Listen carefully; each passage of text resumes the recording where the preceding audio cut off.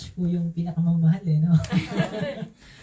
mahal ko rin po kayo. Amen? Lahat po ng binigay ni Lord para po sa LWBC Macau. Sa isang pastor po, ito po ay minamahal dahil po ito po ay regalo ni Lord. Amen? So, can we all stand and let us pray bago po tayo mag-umpisa sa ating pong pag-aaral sa gabi na ito. Let us all pray.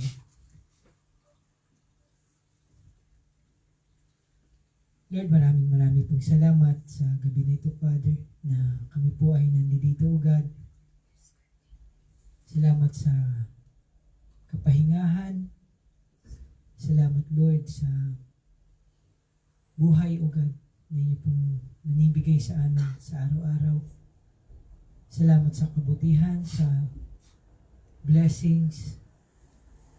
Lord, kahit hindi po kami karapat-dapat, ay nandyan ka parati, Panginoon, para sa amin, O God. Lord, ano man po ang aming kakulangan, mga nagawang kasalanan sa mga nagdaang araw, patawarin niyo kami, Panginoon. Linisin niyo po kami, O God. And we pray, Lord, sa aming pong pag-aaral sa gabi na ito, Father. We just commit everything to you, Lord. Ikaw po magturo sa amin ng iyong salita. Bless the Lord, the word that we're about to receive. Bless niyo po ang bawat isa na nandito, ang aming family, O God. Bless niyo po, Lord, ang aming mga online viewers, O God. Lord, sa mga hindi po makakarating, samahan niyo po sila, Panginoon. Lord, sa mga may sakit at karamdaman, pagalingin niyo sila, Panginoon. Maraming salamat po muli, O God. Ito po aming dalangin, Lord. In Jesus' name we pray. Everybody say, Amen. So, sige po, let us find our seat. At mag-aral po tayo muli. At nasa lesson 3 na po tayo sa atin pong inumpisahang libro ng ating butihing pastor, which is titled Marriage and Vision by the Master. So, ito po ang book po ni Pastor June Malaso. And for tonight, for our lesson 3, we will learn about roles. Ito po yung title ng ating lesson 3, roles. Ano daw po ba yung tungkulin natin? Ano po ba yung papel natin as a husband and as a wife? Na kung titignan daw po natin sa point of view ng ating Panginoong Diyos, ito daw po yung dapat na ginagampanan nating mga tungkulin sa buhay mag-asawa. Sabi po ng ating libro, God has ordained that the husband shall be the head of the wife, and the wife shall be the helper suitable for her husband. So ito po yung keywords na pag-aaralan po natin sa gabi na ito, na yung husband po ay siya yung head, and then yung wife, siya yung helper. So mamaya po explain po natin ito, no? So, sabi po sa ating libro, supposedly, merong nagpadala sa atin ng isang computer. Pinadalan ka ng kaibigan mo, sabi niya, may computer akong pinadala sa'yo. Pero pag bukas mo ng box, nakita mo, hindi siya buo. Pero, magandang computer siya, no? Pero, puro siya parts lang. Ngayon, iniisip mo, bubuuin ko ba mag-isa ito? O pupunta ako sa computer shop para tulungan nila ako na mabuo ito? Siguro kung gusto mong sabihin na nating mag-eksperimento, bubuuin mo mag-isa yun. Pwedeng maging okay, pwedeng masira, okay? Pero kung pinaka-best option ay pupunta ka sa computer shop para hindi masayang yung pinadala sa iyo ng kaibigan mo at ipapabuo mo sa kanila kasi alam nila yun eh. Okay? So same thing din daw po sa ating tahanan, para daw po tayong computer na may iba-ibang parts na kailangan mailagay ng maayos. Kaya nga po, kung hindi natin alam kung paano, hindi rin daw po ito gagana o tatakbo ng maayos. That's why, being married or starting a family, meron po itong specific na rules na kailangan malaman natin kung saan tayo kailangan lumagay. At yung rules po na yun, hindi po again, invento ito ng tao o nakasanayan natin kasi ito yung ginagawa namin sa family namin eh. Hindi po. Kailangan tignan po natin ano po ba ang point of view sa mata ng Diyos na dapat daw po nating yung role o yung gustong role na ginawa ng Diyos na dapat po nating tayuan. Okay? Kasi again, kung hindi po ito nangyayari, hindi natin tinatayuan kung ano yung gusto ng ating Panginoon, then syempre again, expect mo na magkakaroon tayo ng problema sa family. Hindi magiging maganda yung takbo po o magiging maayos yung takbo ng ating pagpapamilya. Because God gave specific instructions how the family should operate and what their individual roles and attitudes should be so that the family would glorify God, both as a unit and as individual person. So sabi po sa libro again, in the Bible, God has ordained unswitchable and unexchangeable roles for the husband, wife, and children. Meaning to say, hindi daw po pwede na yung nanay ay tatayong maging tatay. Okay? O kaya yung anak, tumatayong magulang. Pero minsan, di natin maiwasan, nangyayari ito. Kaya nga di po ba kapag may mga ganitong situation na nagkakapalit-palit po yung roles, madalas mapapansin natin talaga na nahihirapan po ang bawat isa. Na nagkakaroon ng problema kasi po, hindi ideal yung nangyayari. Kaya minsan meron tayo maririnig, pagod na ako. Pagod na ako bilang ako yung tumatayong magulang, ako yung tumatayong tatay o nanay. Hindi po ba? Minsan naririnig natin ito. Hindi po ito yung gusto ng ating Panginoon. Sabi po sa libro, God gave instructions how each member of the family relates to each other. So these instructions are not just for their actions but also for their attitudes toward each other. So in other words, the Bible gives us a family manual. Di po ba kanina sabi natin may pinadalang computer pero wala namang manual. Hindi mo alam kung paano ito buuin. So tayo po, kapag hindi natin alam yung manual ng pagpapamilya natin, mahirapan din po tayo. Kaya nga, nagbigay sa atin ang Panginoon ng family manual so that our families would always glorify God. No? So tingnan po natin yung mga passages natin. Sabi po sa Genesis chapter 1, 27 to 28, tingnan niyo po ito, no? So God created man in His own image. In the image of God, He created him. So dito po makikita natin kung paano nilikha ng Diyos ang tao. So sabi dito, male and female, He created them. So dito pa lang, makikita na natin na hindi po maraming gender. Lalaki at babae lang. Pero dahil po ginugulo ng kaaway ang mundo, sinasabi na, kahit na anong gusto mo, kung gusto mo maging pusa, pwede kang maging pusa.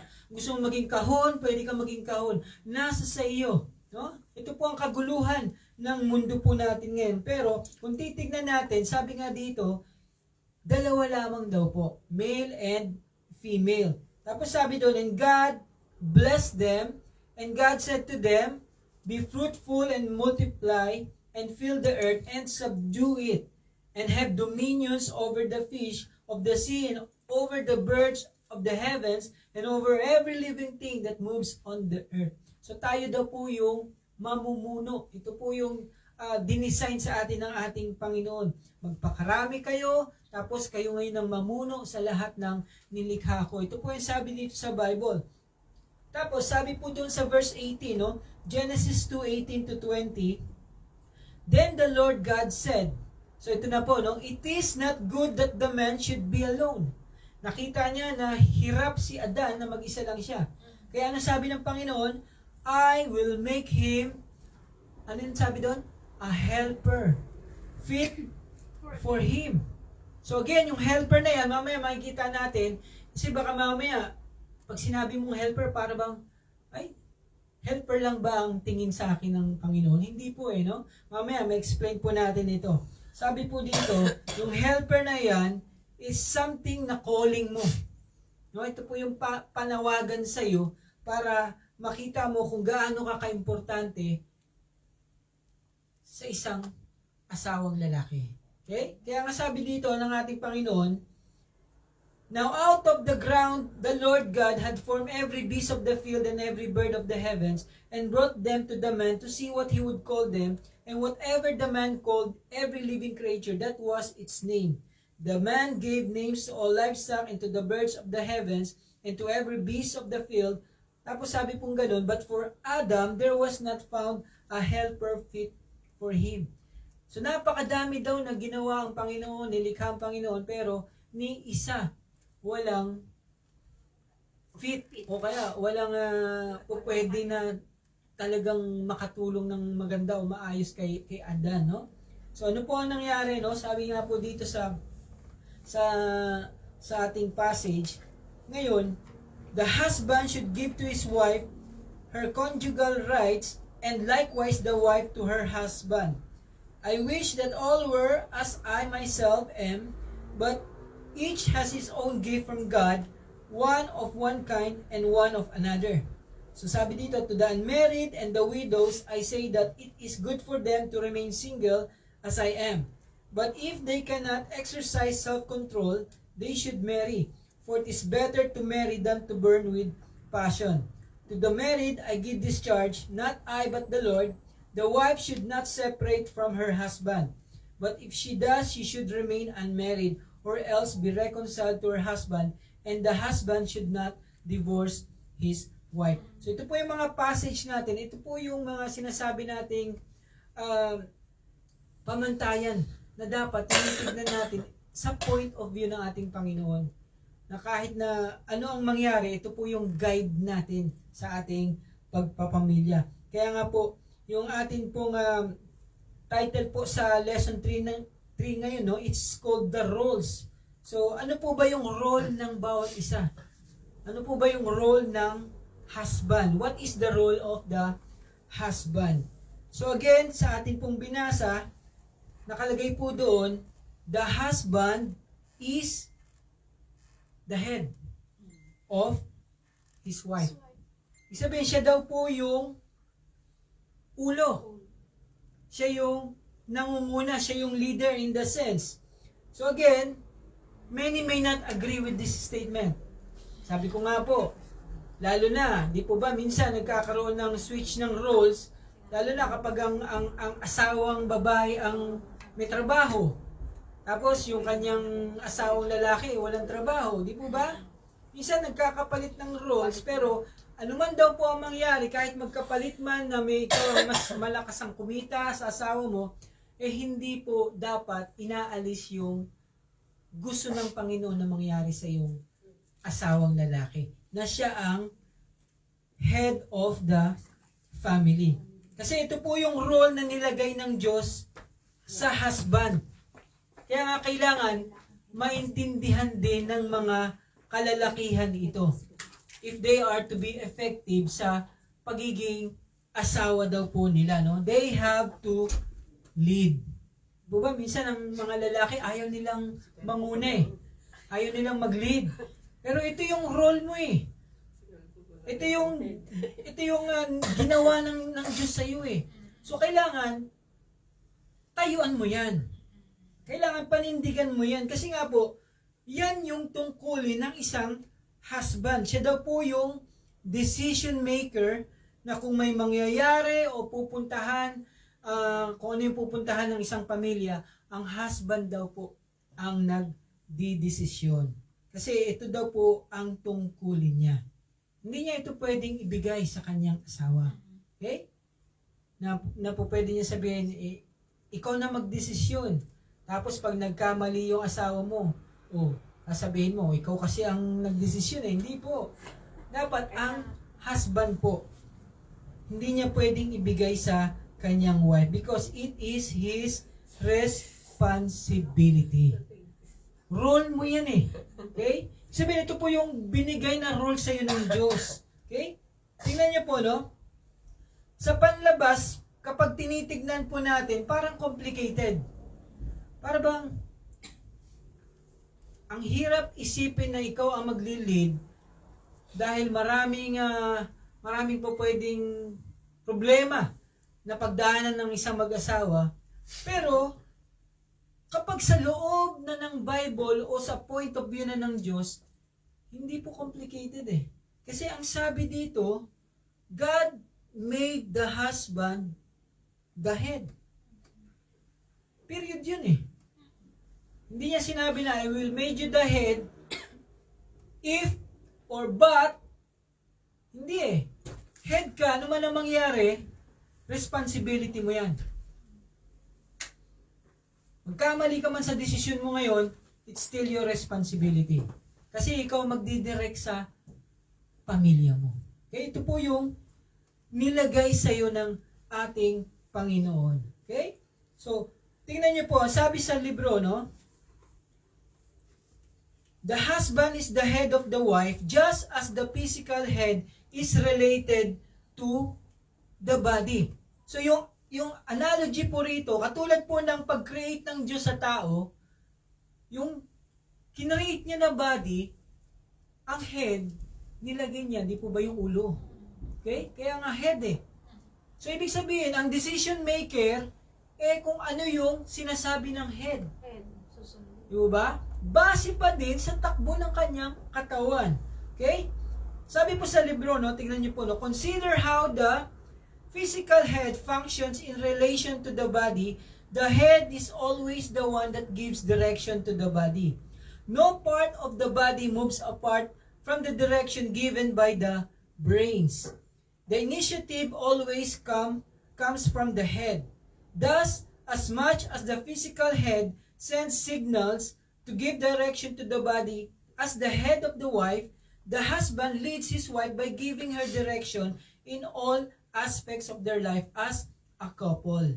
So yung husband po ngayon, siya daw po yung magdidirect kung ano daw po ba yung gagawin nila ngayon as a couple or as a family. So again, the husband is the decision maker. Okay? So Wayne Mack wrote, no, ito po ay isang author na nilagay po ng ating pastor, na sabi po niya doon, any organization where only two people are involved needs someone who is the final authority, or chaos and confusion will result. 50-50 marriages are impossible. Hindi po pwede na 50-50. Okay? 50-50 yung decision mo, basta hati tayo sa decision, hindi raw po pwede yun, okay? They do not work, they cannot work. Ibig sabihin, sa isang mag-asawa, sa isang marriage daw, someone has to be the final decision maker. Okay? Hindi po pwede na hati lagi ang decision ninyo. Okay? So, God ordained that they should be the husband. Okay? Ito po ang dinesign ng Diyos eh. Dinesisyonan ng Diyos eh, ang ating asawang lalaki. Okay? Agree po ba tayo, mga asawang babae? Amen. Okay? So, again, as we have said kanina, ang bawat decision daw po na ginagawa natin or ginagawa ng ulo natin is nakabase pa rin kung ano yung pangailangan ng katawan. Meaning to say, ko-complement po siya. Hindi po tayo magde-decide. Ibig sabihin yung ulo, hindi magde-decide na basta na lang. Pero, nagde-decide siya kung ano yung makakabuti sa katawan niya. Okay? For example, kapag sinabi ng paa, pagod ka na. So, anong gagawin ng ulo? Hindi na siya magtutuloy. Hihinto na siya. Okay? Kapag sinabi ng tiyan, gutom na ako. Di ba ba yung ulo, sabihin niya, maghahanap siya ng pagkain. Kaya hindi po pwede na, bahala ka sa sarili mo, basta ako gusto ko, itong gagawin ko. Hindi po. Meaning to say, kung ano po yung makakabuti, yun po ang ginagawa ng head. Okay? Kung ano yung makakabuti ng ulo, Ito yung ginagawa niya sa buong katawan. Same thing din po sa husband, yung tinatayuan niyang pagiging head of the family, it comes with a responsible decision. Hindi po siya basta-basta ako masusunod, ako ang head of the family, hindi po. Tinitignan niya po yung kumbaga yung decision niya nagbabase po sa pangangailangan ng kanyang asawa, sa pangangailangan ng kanyang anak, sa ikabubuti ng kanyang family, no? Hindi po siya basta-basta nagli-lead o nagdidesisyon na alam niya magkakaproblema yung family niya. Na alam niya mapapahamak yung asawa niya o kaya yung mga anak niya. Okay? Kaya nga, yung wife is very important sa decision ng husband. Okay, so dito na po tayo titignan natin na hindi dahil sa head ang husband, siya na lang lagi. Hindi po. Napakahalaga po yung opinion ng asawa, nung advice ng asawang babae, yung request niya. So anything na sinasabi daw ng asawang babae sa kanyang asawang lalaki, napaka-importante po, no? Kahit na sabi niya, oy, natatakot ako sa naging desisyon mo. Kailangan nakikinig po yung lalaki sa kanyang asawa. Okay? So anything na involved daw po sa kanilang dalawa o sa kanilang family ay kailangan sinasabi muna ng lalaki sa kanyang asawa. Okay? Agree po ba tayo doon? No? Kinukonsulta po daw muna niya ito, no? Even if the wife is the husband's helper. Helper ka lang, bakit ko ikukonsulta sa'yo? Hindi po. No? She is to be his chief advisor. Ito yung wife, ha? Resource person and consultant. So kahit daw po may time na magkaiba yung opinion nila, hindi dapat ito pinipilit o fini-force ng husband sa kanyang asawa dahil siya ay head of the family. Kung hindi kayo nag-agree, ayaw ng asawa mo, then you can pray about that. Mag-pray daw po tayo at humingi tayo ng guidance kay Lord. And at the end of the day, pag tapos na yung prayer at hindi pa rin kayo makapag-decide, ang lalaki pa din po ang kailangan magdesisyon sa kung anong dapat ang mangyayari sa kanyang family. Okay? So he must decide by faith and take full responsibility for his decision. Okay? So punta naman po tayo sa role ng wife. So nung sinabi again ng ating Panginoon na kayo ay magpakahayo, mag-lead kayo sa mga nilikha ko, di po ba, alagaan ninyo yung garden. So dito po, pinakita ng Panginoon kung paano sila tatayo base doon sa role nila as a husband and wife. So they were both given distinct roles by our Lord. So si Adan again ang magiging head, tapos si Eve ay magiging helper. So again, yung helper po, kailangan nating maintindihan, hindi po ito kabawasan. O para bang pinabababa mo yung babae. Hindi po pinabababa ng Diyos ang babae. Again, ang sabi po ng pagiging helper, it has a purpose. Calling mo ito eh. Di po ba? Ito ay panawagan ng Panginoon sa iyo na they must fulfill this calling. Kasi calling po nila ito na mag-asawa na galing saan? Tao o sa Diyos? Galing ito sa Diyos. So again, sa dictionary po, no, ang ibig sabihin ng helper, it is a person who contributes to the fulfillment of a need or furtherance of an effort or purpose. Nami-meet daw po ng isang helper yung task or pangangailangan. Na kung wala yung helper, ay hindi mabubuo yung intended na gustong mangyaring purpose or yung task na dapat daw po mangyari. Kaya nga po, sa definition na ito, Adam is primarily responsible to see to it that the task is accomplished. And Eve must do everything she can to help Adam fulfill his calling. Kaya nga po yung wife is her husband greatest assistant, supporter, encourager, and comforter. Ito yung pattern na ginawa ng Diyos sa mag-asawa. Na hindi lamang daw po siya yung wife na helper or suitable helper, kundi siya po yung only na kailangan talaga ng asawa niya. Okay? Ibig sabihin, wala nang ibang papalit pa yung sa role ng asawa niya. Hindi to pwedeng palitan ng nanay niya, ng kapatid niya. Diba? Ako natutulong sa'yo, anak. Hindi. May asawa ka na. Okay? Hindi to po pwedeng kunin ng anak mo, o ng kapatid mo, o ng kaibigan mo, kundi asawa lang daw po ang suitable helper. Okay?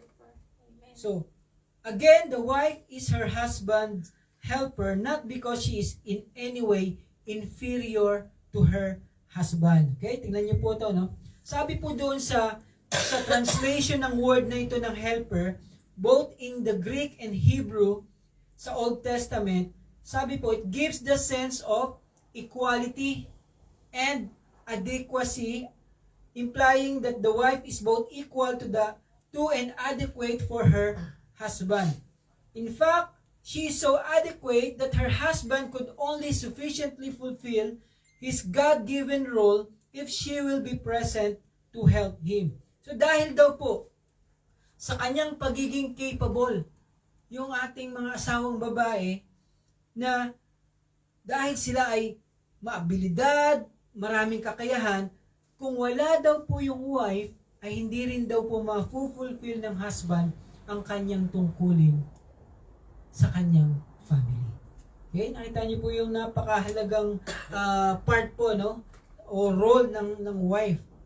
Sabi po ganun again sa Genesis 2:20-23, but for Adam, ano sabi doon? There was not found a helper fit for him. Walang makitang talagang pwedeng makatulong kay Adam. Kaya nga sabi ng Panginoon, pinatulog niya ngayon si Adam. The Lord caused a deep sleep to fall upon the man, and while he slept, took one of his ribs, kinuha yung isang buto, and closed up its place with flesh, and the rib that the Lord God had taken from the man, he made into a woman, and brought her to the man. Then the man said, "This at last is bone of my bones, and flesh of my flesh. She shall be called woman, because she was taken out of man." So kaya hindi po natin pwedeng i-diminish yung role ng wife, kasi nga, as a helper, ang ibig sabihin ng helper, yung role po na ito, nagko-complement sila sa bawat isa. Okay? So it's an honor for them na tatayuan daw po yun, kasi nga, design to ni Lord. Si Lord lang nag-design eh. Okay? Always remember na pag ang Diyos po ang nag-design, hindi po nag-design ng mali. Okay? So ito po ang madalas na nangyayari. Tayo kasi iniiba natin yung design. Dinesign tayo na lalaki, ginagawa natin tayong babae. Okay, babae, ginagawa mong lalaki. Hindi po pwede. Kasi every time, tandaan po natin, every time na ginagawa natin, na binabago natin yung design ng ating Diyos, para mo na ding sinasabi na, ay, nagkamali si God sa akin. Mali yung design niya sa akin. No? Parang sinasabi mo na mali si Lord. That's why, if our husband, sila daw po mismo ay tumatalikod sa role, ayoko, ikaw na manguna sa pamilya natin. Wag kang manguna. O sige, ako na nga. Hindi po pwede. Ako naman ang mas maraming kita sa iyo eh. Ako naman ang, di ba minsan ganito tayo eh. Hindi daw po, dapat wag daw po, kasi hindi yun ang design eh. Kailangan, ikaw ngayon na mag-encourage sa husband mo. Hindi, kaya mo yan. Ikaw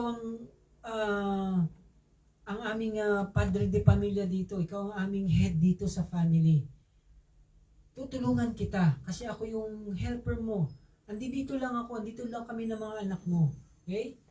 Dapat po, tayo yung nag-encourage. Kasi ito po yung design ng ating Panginoon. Ipaliwanag daw po natin na siya yung head na kailangan niyang i-exercise. Kasi kapag tayo ngayon yung mag-a-assume ng role, maniwala po tayo, dahil hindi yun ang design mo, magkakamali at magkakamali ka. Hindi magiging maganda ang takbo ng family natin. Okay? So, kailangan, kung ano po ang design ni Lord, yun daw po ang ating tatayuan. Okay?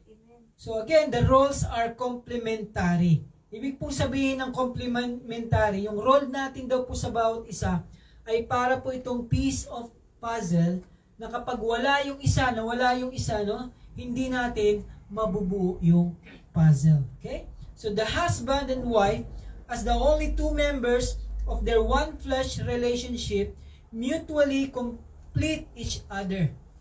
Di po ba? Kaya di ba meron tayong sinasabi na minsan, yung endearment natin, sinasabi natin sa ating asawa, you complete me. Di ba? Sinusulat mo pa yan eh, di ba? Dahil sa'yo, kumpleto ako. Okay? Kasi nga, complementary eh. Puzzle, siya yung puzzle mo. Pag wala siya, hindi mabubuo. Okay? Pero dahil sa'yo, kumpleto ako. Di ba sino nagsabi na nito sa kanilang asawa na, you complete me. Di ba? I-post si mamaya yan sa feed ninyo. Ay, mababasa ng asawa ninyo. Ay, di mo ba? So, You made my day. so the wife is dependent upon her husband as much as the husband is dependent upon his wife.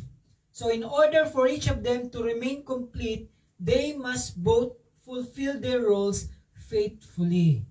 And if they are to fulfill their roles faithfully, kailangan nandyan sila talaga sa isa't isa.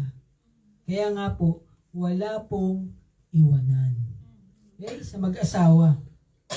Kasi tignan po natin ito, no?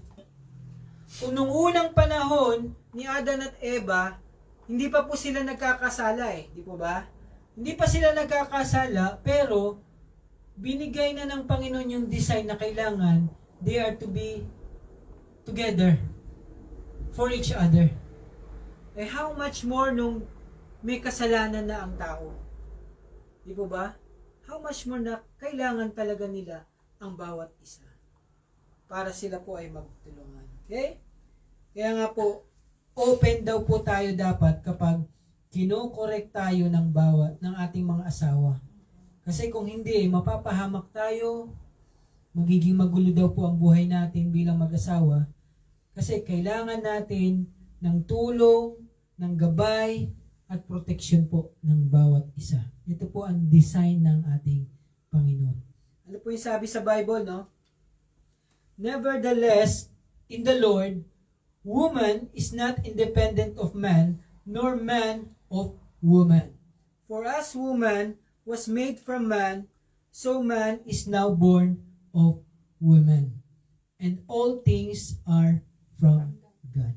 Okay? 1 Corinthians chapter 11 to 12. Okay? So that ends our lesson 3. Okay? Pagbilis.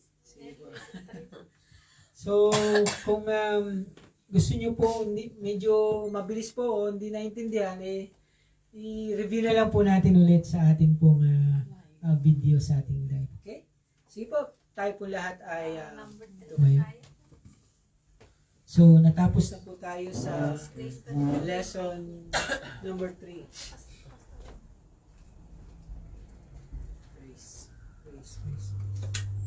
Praise. Sige po, tayo po lahat ay dumako sa ating closing prayer. Praise God.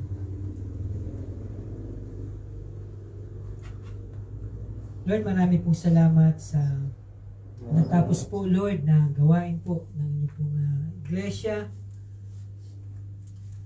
our Living Word Bible Center, Macau Church, O God. Mayroon salamat sa privilege, Lord, na nandito kami, O God. We can be with one another, fellowship, umawit ng papuri. Ibigay po ng aming testimony, O God. Lord, sa amin pong talent, sa lahat ng kakayahan namin, na iaalay namin ito, Panginoon, sa inyo.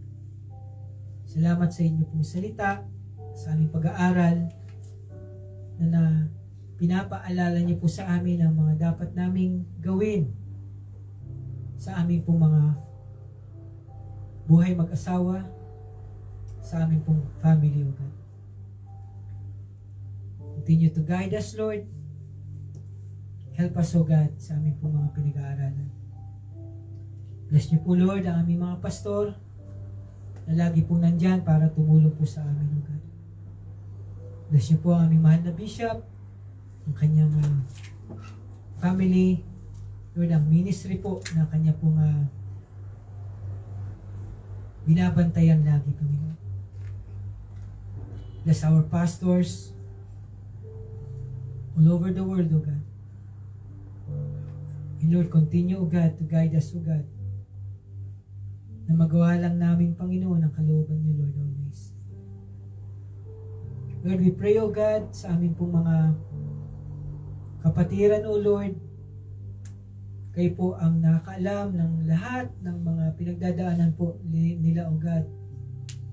Ito man po, Panginoon, ay financial needs. Be with them, O God. Supply the needs, Lord, of your people. Lord, ito man po, Panginoon, ay physical needs, sakit at karamdaman. Pagalingin niyo po, Panginoon, ang aming mga kapatiran na may mga sakit at karamdaman, Lord. Lord, si Brother Henry, yung sakit ng kanyang katawan, be with him, O Lord.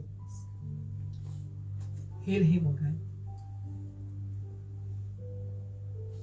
Lord, even po, Panginoon, ang aming mga kapatiran sa Mongolia, O God. Kayo po nakakaalam ng sitwasyon po nila. Lord, right now, I pray for JM, O God. Bigyan niyo po siya, Panginoon, ng trabaho na maayos. Na alam ko po, Panginoon, kayo po ang bahala sa bata na ito, Panginoon. Layo niyo po siya sa anumang kapahamakan. At anuman po ang desire niya, Panginoon. Katagpuin niyo po ito, Panginoon, ng iyong mapagpalang kamay, O God.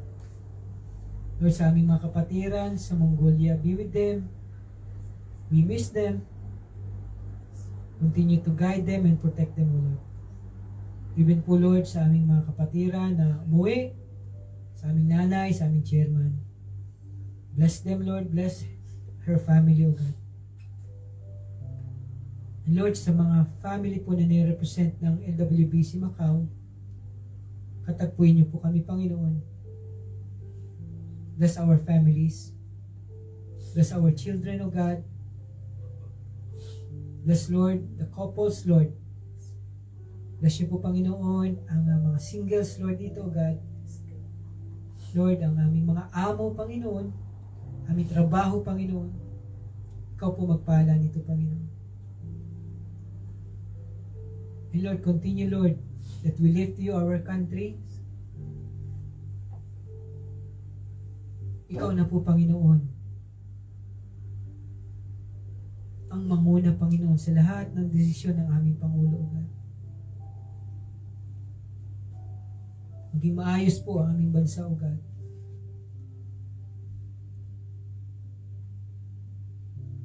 Linisin niyo po, Panginoon, ang aming bansa, O God. Paunlarin niyo po kami, Panginoon. Lord, sa mga gawain po, Panginoon namin, Lord, we continue, Lord, to lift to you, O God, our Sunday service. Ikaw po, Panginoon, ang manguna, magpala, mag-bless, Lord, sa lahat ng aming ginagawa, Panginoon. We offer this to you. Ikaw lamang aming tinataas, Panginoon. Lord, sa aming panandaliang pag-iwahiwalay, be with your people, O God. Ano man po, Lord, ang nawalang lakas, ikaw po magbigay ng kapahingahan, ng kalakasan sa bawat isa. Thank you, Lord. Salamat po, Lord. Bless your people. Ito po ang aming dalangin. In Jesus' name we pray. Everybody say, Amen. Thank you po. Amen. Ah,